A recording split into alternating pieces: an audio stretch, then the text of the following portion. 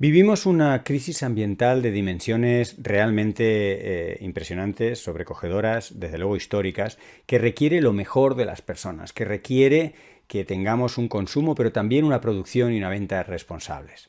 Para situarnos, nada mejor que echar un vistazo global a la biosfera, esa capa de la vida, donde ya no predomina la vida. Lo que caracteriza al planeta Tierra es precisamente la vida y la antropomasa, lo que genera el ser humano, ya pesa más que la vida en la biosfera. El Hacham y colaboradores, unos investigadores, mientras estábamos confinados en la COVID en el año 2020, calcularon que precisamente en ese año la biomasa fue adelantada por la antropomasa. La masa generada por humanos, básicamente plásticos, metales, asfaltos, ladrillos, grava y cemento, era mayor en tamaño, en teratoneladas, que la biomasa. Esto nos da idea de dónde estamos y otra idea nos la da el hecho de la tecnosfera, esa proliferación de aparatos técnicos y tecnológicos que supone 30 trillones de toneladas. Si lo repartiéramos uniformemente por el planeta, serían 50 kilos de tecnosfera por cada metro cuadrado de tierra emergente. Así que, como dicen Nistrom y colaboradores, hemos convertido un planeta vivo en un sistema masivo de producción global. Y esto, lógicamente, tiene consecuencias. Consecuencias que se pueden evaluar en términos de límites planetarios. Los límites planetarios no son otra cosa que las condiciones físicas, químicas y biológicas para que nuestra especie, Homo sapiens, el ser humano, pueda vivir. Necesitamos agua, necesitamos energía, necesitamos alimentos, necesitamos una cierta temperatura, ni más ni menos. Estos son los límites planetarios y los estamos transgrediendo. Los estamos transgrediendo por ser muchos, pero sobre todo, como veremos, por lo que hace cada uno de nosotros. Lograr ser muchos es todo un éxito ecológico y un éxito como civilización. Somos prácticamente 8.000 millones de personas y lo hemos logrado en el último siglo, con un despegue exponencial de nuestra demografía. Y para lograrlo hemos tenido que producir mucha comida. Hay tres aspectos clave, uno de ellos, el primero quizá, es la producción de comida, que la tuvimos que maximizar, que tuvimos que reventar algunos procesos naturales para dar de comer a tanta gente. Y lo hicimos, vaya que sí lo hicimos. Lo hicimos sobre todo gracias a el dominio de los fertilizantes, cuando pudimos fijar el nitrógeno atmosférico en un proceso químico que le valió el premio Nobel a Haber y a Bosch. Bien, ese fertilizante nitrogenado que permitió el despegue de la agricultura, junto con el uso de agroquímicos en general, tiene un gran coste ambiental.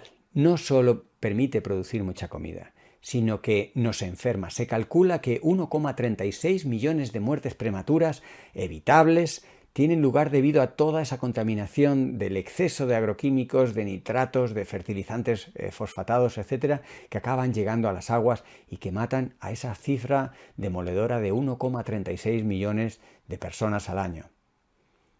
Para ver el sistema tan loco en el que estamos, producimos el doble de comida de la que necesitamos y precisamente por producirla es por lo que muere mucha gente de hambre. Es un sistema enloquecido en el que ya se ha perdido el norte. No se produce comida para comer, se produce comida como negocio. Y tiramos un tercio. Producimos el doble, pero tiramos un tercio. Y ese tercio que tiramos sale globalmente carísimo. Ese tercio nos ocupa del orden de un 13% de la superficie del planeta. Prácticamente la misma superficie que hemos dedicado a parques nacionales, a espacios protegidos de algún tipo, la misma superficie que hemos dedicado a proteger, la dedicamos a criar, a producir plantas cuyo fruto lo vamos a tirar a la basura. Todo con tal de regular los precios del mercado o derivado también de nuestra ineficiencia en la gestión de todo eso. En cualquier caso, nos gastamos un 25% del agua dulce tan escasa. Un tercio de la población no tiene suficiente y nosotros destinamos entre un 23 y un 24, 25% de ese agua dulce para sacar adelante plantas que vamos a tirar dentro de ese tercio de alimentos que tiramos. Por supuesto, ahí hay un montón de gases de efecto invernadero, de emisiones de estos gases que estamos produciendo para nada, para tirar toda esa comida. Nos sale carísimo. Y la dieta es fundamental. Nos da de comer, por supuesto, pero nos envenena. A medida que tenemos más dinero, comemos peor. Comemos más porcentaje de nuestras proteínas de origen animal y esto no todo el mundo lo puede tolerar y de hecho provoca un montón de muertes prematuras. Muertes generadas por esa dieta que la economía hace posible ingerir. Cuando se compara esa dieta estándar occidental, con bastante componente de carne animal, con dietas alternativas como la vegetariana, la mediterránea o la basada en peces, vemos que, por ejemplo, la diabetes en esa dieta occidental causa del orden de un 20 o un 30% más de muertes que en las dietas alternativas, que el cáncer en esas dietas provoca del orden de un 10% más de muertes que en las dietas alternativas, y que otros problemas como las enfermedades coronarias también se ven incrementadas por esa dieta alternativa. Una dieta, por supuesto, que tiene una huella ambiental mayor que las alternativas, con una emisión de gases de efecto invernadero de muchas veces el doble o más del triple de esas dietas alternativas. Es decir, es una dieta que nos envenena a las personas y envenena al planeta, y que simplemente la desarrollamos porque tenemos dinero para poderla pagar. Para poner en contexto una vez más, con números, con datos científicos, 1 millón de personas mueren por comer carne roja en exceso. 1 millón de personas al año toman demasiada carne. Todos, en este 10% de la humanidad que vivimos en las zonas más desarrolladas del planeta, tomamos carne en exceso, y 1 millón de nosotros muere por hacerlo. Es una idea de lo loco que es el sistema alimentario a escala global. El segundo aspecto, además de producir mucha comida, era la energía. Necesitábamos mucha energía para ser tanta gente, y encontramos la forma de abastecer de energía al planeta. Vaya que si la encontramos. El uso de la biomasa, de la madera como fuente de energía ha permanecido constante a lo largo de los últimos 200 años.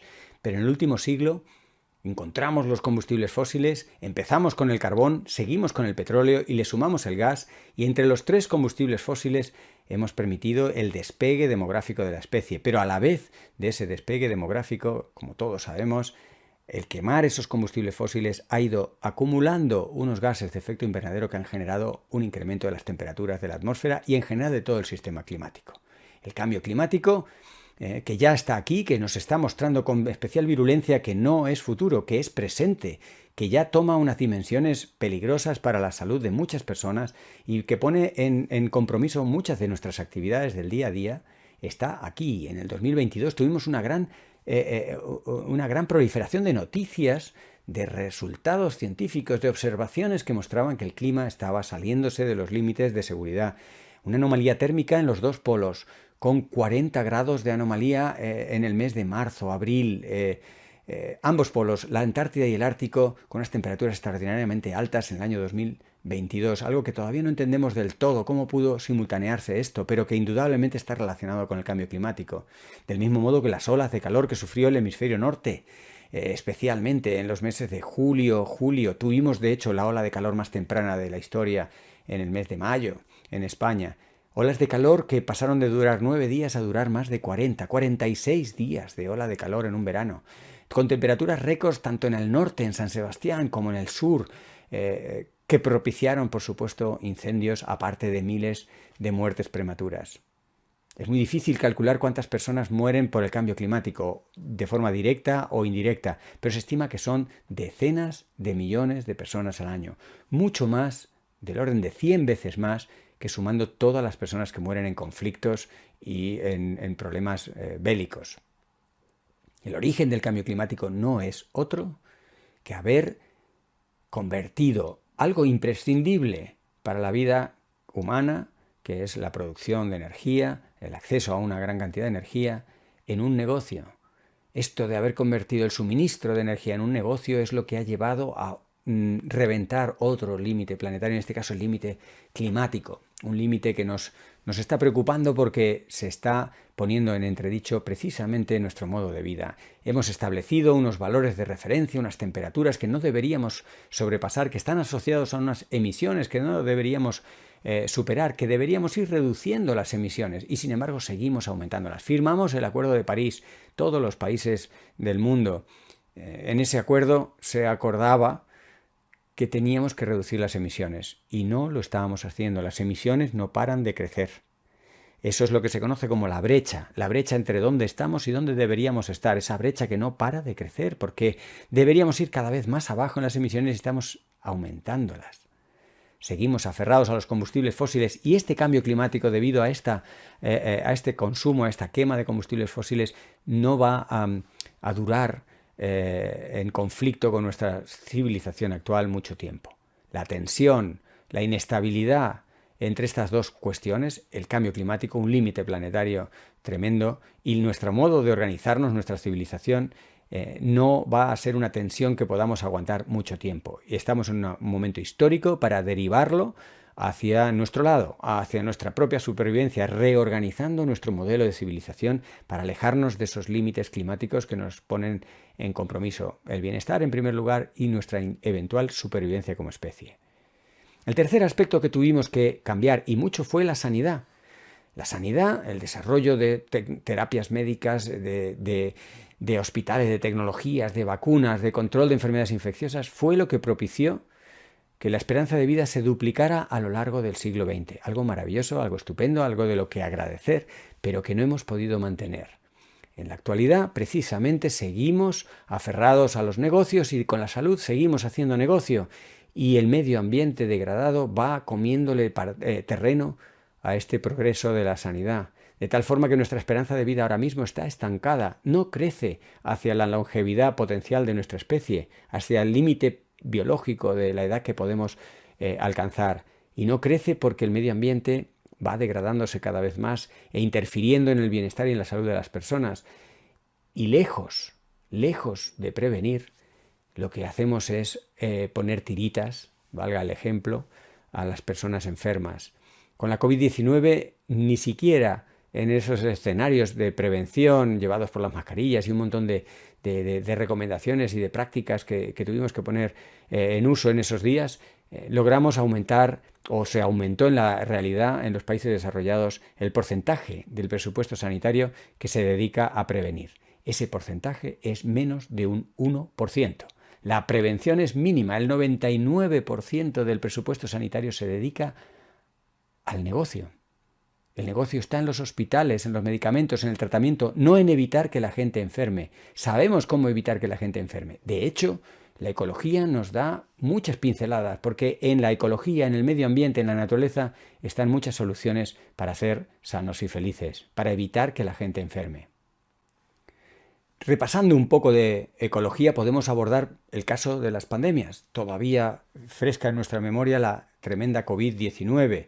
Bueno, las pandemias se derivan en buena medida a partir de degradaciones ambientales, sobre todo las pandemias de tipo zoonótico, esas zoonosis, esos saltos de especies infecciosas que saltan de animales a humanos y que causan enfermedades terribles, como fue la COVID en su día, pero que ha habido otras. Bueno, pues las enfermedades infecciosas de origen animal han ido siguiendo el sendero, la ruta, la distribución geográfica de la degradación ambiental. En el siglo XX degradábamos activamente las zonas templadas de Europa y Norteamérica, y en el siglo XXI o finales del siglo XX nos fuimos trasladando hacia los trópicos, y es desde los trópicos de donde surgen ahora las principales enfermedades que nos preocupan, las enfermedades infecciosas que pueden convertirse en pandemias. Y el sudeste asiático, intensamente conectado y globalizado, es el principal riesgo. Nadie sabe decir cuándo saltará la próxima pandemia, de dónde saltará, qué patógeno la causará, pero todos sabemos, o muchos sabemos, dentro de este concepto de salud planetaria o de One Health, o una salud que tiene mucho que ver con la salud de los ecosistemas, con la salud de la naturaleza, deforestar, de fragmentar los ecosistemas, degradarlos, extinguir especies, manipular especies, el tráfico ilegal, el cambio climático, de forma directa o de forma indirecta a través de los vectores. Y, por supuesto, la producción industrial de carne, una mala idea desde el punto de vista de enfermedades infecciosas. Todos estos factores ambientales que nos llevan a aumentar los riesgos de pandemias, que no paran de crecer en cuanto a riesgo y posibilidades de que ocurran. Se ha duplicado el riesgo de pandemias en las últimas 2 décadas. Un medio ambiente limpio y saludable es el nuevo derecho humano universal que las Naciones Unidas declararon en el verano de 2022, precisamente alarmados después de años de ir viendo que esa degradación del medio ambiente, esa pérdida de especies, contaminación, cambio climático, etcétera, iba afectando a la salud. Y por eso un medio ambiente limpio y saludable es un nuevo derecho humano universal. Un derecho humano universal que violan inmediata y directamente las macrogranjas, esa forma de producir carne de manera industrial. Esas macrogranjas que preocupan a Europa y que en el caso de España saltan todos los récords de producción, sobre todo en el porcino, con un 70% de la producción de carne destinado a hacer negocio, a venderlo fuera, no a satisfacer las necesidades. No es la carne de cerdo, ni la de vaca, ni la de oveja, una producción para satisfacer la necesidad de alimentarnos. Es un potente y lucrativo negocio para unas pocas personas que nos empobrece a todos porque contaminan, porque generan muchos problemas. De hecho, la Unión Europea, ante esta problemática ambiental, está procediendo en muchos países como Holanda y otros a ir desmantelando estas instalaciones, a ir disminuyéndolas. Y en España todavía seguimos aferrados a esta producción de carne industrial, una carne barata que nos intoxica, que incluso no nos hace falta y que nos llega a matar directamente. La ciencia habla de 8 razones por las cuales decimos no o conviene decir que no a esta producción industrial de carne: el cambio climático, la zoonosis y pandemias, la sobreexplotación del agua, la contaminación del suelo y el subsuelo, la reducción de la eficacia de los antibióticos. Pensemos que una quinta parte de la resistencia bacteriana, de esos antibióticos que ya no nos curan a nosotros, que no tienen efectividad en humanos, se ha generado esa quinta parte de resistencia bacteriana por haberlos usado en cantidades abusivas para prevenir las infecciones dentro de estas instalaciones donde viven hacinados miles de ejemplares. El maltrato animal, el desempleo, la desigualdad social, la pobreza son otras razones objetivas por las cuales tenemos que ponerle coto y, en cualquier caso, fin en muchas regiones a esta forma de producir una carne que no necesitamos, que es simplemente un negocio. Pero mitigar la crisis ambiental es sano y factible. Mitigar la crisis ambiental nos hace potencialmente más sanos. Por ejemplo, Hamilton y colaboradores estimó que para el 2040 habría del orden de 8 millones de personas que no morirían en caso de cumplirse realmente la reducción de emisiones que se acordó en París hace ahora 8 años. 6 millones por cambios en la dieta, del orden de 2 millones por cambios en la movilidad, abandonando el sedentarismo, del orden de casi otros 2 millones más por una mejora de la atmósfera en las ciudades. Es una visión en positivo, y si nos preocupa la economía, que no debería preocuparnos ya tanto, sobre todo al norte global, donde el dinero no es limitante, donde tenemos posibilidades, infraestructuras, recursos a nuestro alcance. Bien, pues si nos preocupara incluso la economía, es mucho más rentable conservar la naturaleza que, en el caso de las pandemias, atajar una sola pandemia. Estos valores del orden de 1000 veces más rentable reducir los riesgos de todas las pandemias que hacer frente a una, estos valores de 1000 veces de rentabilidad se reproducen, se replican en muchos otros ejemplos y estudios que tienen que ver con la conservación de la naturaleza. Incluso si siguiéramos aferrados al modelo productivista en el sector alimentario, la agricultura respetuosa con la naturaleza no tiene por qué ver reducida su productividad. Y eso que la productividad no es algo que debería preocuparnos, sobre todo en el norte global producimos demasiada comida y por eso empobrecemos y matamos de hambre al sur global. Bien, aunque siguiéramos obsesionados por la productividad, una agricultura regenerativa, ecológica, en equilibrio con el medio ambiente, respetuosa con la biodiversidad, a la larga, incluso al medio plazo, no pone en compromiso la productividad. Esto lo vieron en el Journal of Applied Ecology en el agosto del 2022, un grupo de investigadores británicos que pusieron números a distintas alternativas de modelos de producción en el sector agrícola y acabaron concluyendo este tipo de positivas y optimistas alternativas al modelo de producción actual. La moda es un sector clave que ha pasado de darnos una vestimenta mínima a producir un tipo de cultura y un tipo de economía tremenda. Un dato: el porcentaje de la ropa producida para cubrir las necesidades básicas es inferior al 10%. Quiere decir que el 90% es lujo o, en cualquier caso, es ropa superflua. Más datos: una cuarta parte al menos de la ropa no llega a estrenarse nunca. Se queda en nuestros armarios. Datos fehacientes del Reino Unido, pero que son extrapolables a otros países como la propia España. Pero es que lo peor de todo es que no solo no se queda en los armarios, es que nos deshacemos de ella y es tan caro quemarla, es tan difícil reciclarla y tan escaso todavía la reutilización de la ropa, que se pone en contenedores, se lleva en barco hasta el desierto de Atacama en Chile y otros lugares parecidos. En este desierto las fotos son sobrecogedoras, cementerios tóxicos de moda desechable. Mucha de esa moda todavía conserva etiquetas indicando que ni siquiera se ha llegado a estrenar. Una imagen sobrecogedora de un sistema claramente descontrolado y desequilibrado. Y una forma de no resolver este problema es pasarle toda la responsabilidad a la acción ciudadana. Mediante ese consumo responsable parece que ya los ciudadanos y ciudadanas tenemos que hacerlo todo. Bien, por supuesto que el consumo responsable es importante, pero hay una responsabilidad proporcional entre los distintos sectores.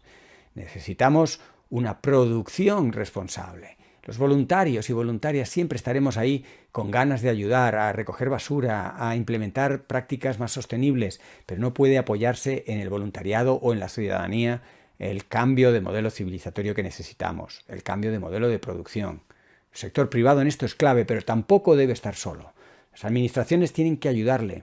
Las administraciones, el sector público, los representantes políticos, tienen que establecer un marco mucho más sostenible y más lógico, unas regulaciones más estrictas, unos topes a los precios, a los negocios, a las producciones. El sector privado se beneficiaría de unas nuevas leyes, de forma que no fueran iniciativas individuales de algunas empresas concretas, sino que fuera todo el sector el que estuviera mucho mejor y más regulado, por un sector público potente, decidido y valiente.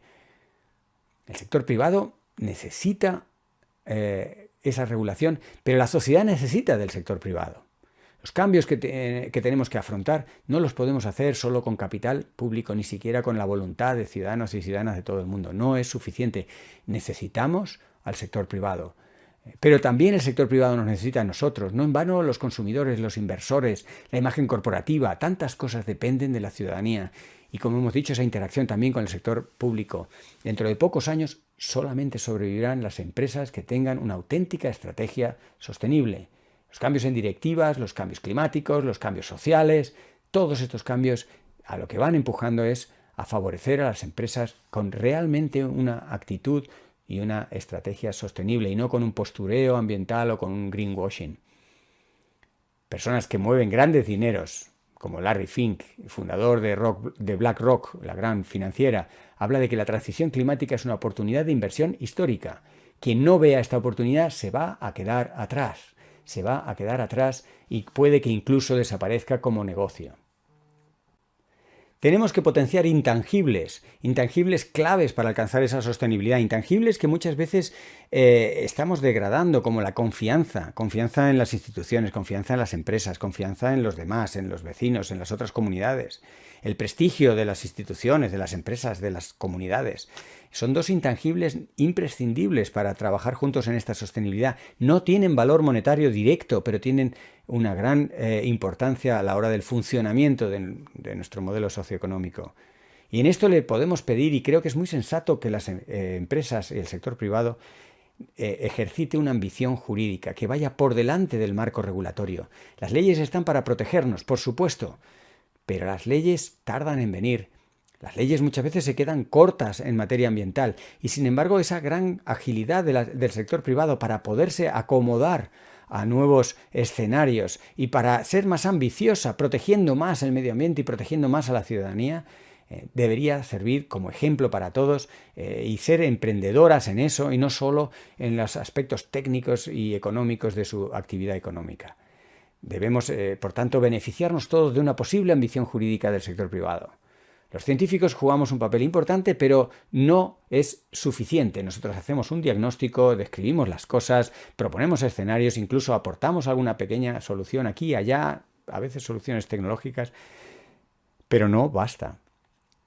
El cumplimiento de lo que sugiere la ciencia o de los acuerdos que se firman está en manos de los políticos, de las grandes empresas y de la ciudadanía en su conjunto, ¿no? Los científicos nos quitamos de en medio, así que somos arte y parte, pero en realidad tenemos todos que recoger ese guante de la responsabilidad proporcional. La Agenda 2030 está ahí como una agenda inspiradora, especialmente bonita, vamos a decirlo así, porque la Agenda 2030 se apoya en derechos humanos y todo el mundo adora o respetamos o enaltecemos y nos sentimos orgullosos de que hayan esos derechos humanos. Y la Agenda 2030 se inspira en ellos, pero no la estamos cumpliendo. No avanzamos en ninguno de los objetivos de forma significativa. La mayoría de las tareas o no han empezado o han empezado muy tibiamente y apenas nos quedan 7 años. No habrá avances significativos en el cambio de modelo, en la sostenibilidad, si no reducimos la producción y el consumo. Reutilizar está muy bien, reciclar está muy bien, circularizar la economía está muy bien, pero no bastan. Tienen que ir acompañados de una reducción en la producción y de una reducción en el consumo. La propia Europa es cada vez más consciente de ello, pero le tiemblan las piernas. Duda mucho en mantener sus programas verdes, ambientales, sostenibles, cuando vienen las primeras cuestas económicas. Recalifica las formas de energía para que sean verdes cuando no lo son. Toma medidas contradictorias en una mesa frente a la otra mesa, en una sala frente a otra sala, en un convenio, en un contrato, la política agraria comunitaria, el Tratado de la Energía, acuerdos que van en contra del Acuerdo de París. En fin, todas estas contradicciones muestran que Europa todavía no lo tiene muy claro en materia ambiental, por muy verde que quiera ser y por mucho que muchos países se miren en Europa como referencia para la sostenibilidad, a Europa le tiemblan las piernas cuando la economía cruje. Y tenemos que verlo claramente, el crecimiento hay que controlarlo y regularlo y el único crecimiento sostenible es el decrecimiento, hay que decrecer en lo monetario, en lo económico, para poder crecer en valores, para poder crecer en objetivos de desarrollo sostenible, para poder crecer en prosperidad. Efectivamente, esta es una de las palabras que muchas veces choca y la sociedad es muy sensata. Cuando se le pregunta a la ciudadanía europea a este respecto, el 95% de los ciudadanos y ciudadanas europeas están a favor de una dieta con menos carne, por ejemplo. Algo que es obvio, pero que la ciudadanía asume y acepta. Sin embargo, en las instituciones, en las empresas, el porcentaje baja a un 20%. ¿Por qué? Porque siguen aferrados al negocio de producir carne y no entienden todas las consecuencias que al final acaban saliendo también carísimas en lo económico. El decrecimiento es prosperidad y no es un juego de palabras, ni un desafío vacío. Es una afirmación respaldada por 30 o 40 años de teoría de la economía y por 20 o 30 años de datos, de resultados, y actualmente incluso por experimentos en grandes ciudades. El decrecimiento económico trae consigo la prosperidad, la abundancia radical, el bienestar de la gente. Tenemos que cambiar el chip y de hecho la gente lo entiende. Una vez más, la sensatez de la ciudadanía. Una encuesta de la patronal francesa muestra cómo el 67% de los ciudadanos y ciudadanas francesas están a favor del decrecimiento económico. Por ahí surge la esperanza. La solución nunca será demográfica. ¿Por qué? Indudablemente nos vendría muy bien ser menos. Cuanto menos seamos, menos se notan nuestros problemas ambientales. Pero somos muchos y ser menos nos llevará mucho tiempo y eso incluso en el caso raro y difícil de tener éxito con la reducción, por ejemplo, del número de hijos por familia. Es una política difícil de implementar, pero en cualquier caso es lenta de que se traduzca en un control demográfico de nuestra propia especie. Por eso la solución no será demográfica, la solución tiene que ser en reducir la huella ambiental per cápita. Tanto las emisiones de gases de efecto invernadero, como el consumo de agua, el consumo de bienes y servicios básicos, el consumo de textiles, debe reducirse, debe cambiarse y ganaremos con ello. Ahí está una solución que trae consigo grandes dosis de optimismo. Es clave, por ello, no solo hablar de consumo responsable. Por supuesto que hay que ser muy responsables en el consumo, hay que consumir lo justo, lo que necesitemos realmente, hay que leer las etiquetas, hay que entender cómo podemos funcionar como consumidores responsables, pero no basta. La producción y la venta deben ser igualmente responsables. Muchas gracias.